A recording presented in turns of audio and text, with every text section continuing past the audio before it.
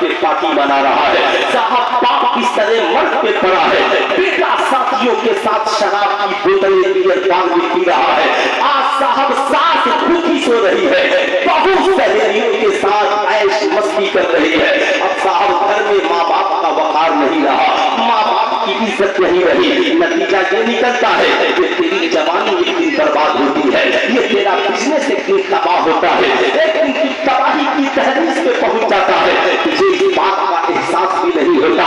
आओ जरा मैं तुझे बताना चाहूंगा, जिस अम्मा हलीमा ने नबी को दूध पिलाया था, साहब एक दिन आका सहाबा की झुमर में बैठे हैं, अम्मा हलीमा आ गई, जो ही आका की नजर पड़ी, आका करीब खड़े हो गए। सहाबा ने पूछा, आका जी ये कौन पाकीज़ा हस्ती है जिनकी ताज़ीम के लिए आप खड़े हैं, जिनके वेलकम स्वागतम के लिए आप खड़े हैं? आका ने कहा, सहाबा क्या तुम अपनी माओ की ताज़ीम नहीं करते?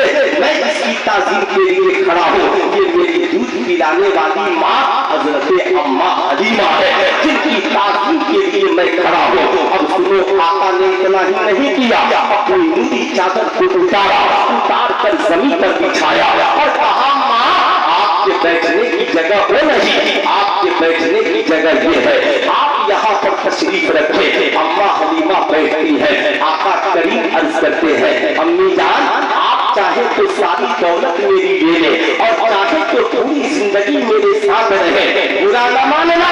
सिर्फ नबी के नाम का जुलूस निकालने से काम नहीं चलेगा।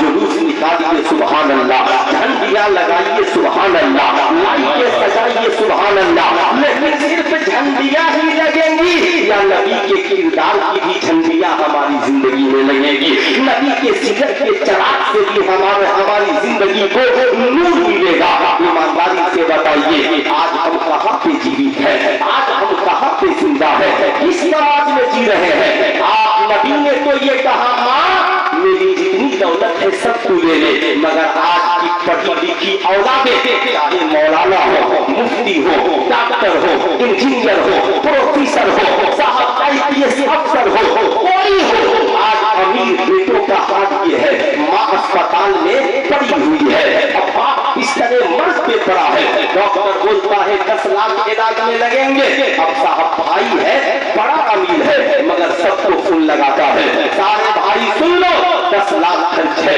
2-2 लाख सब देना।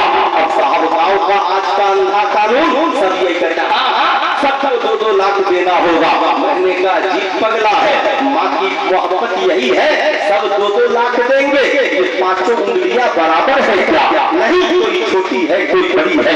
ऐसे ही 5 भाई बराबर नहीं है, कोई डॉक्टर है, कोई इंजीनियर है, कोई अमीर है, कोई गरीब है।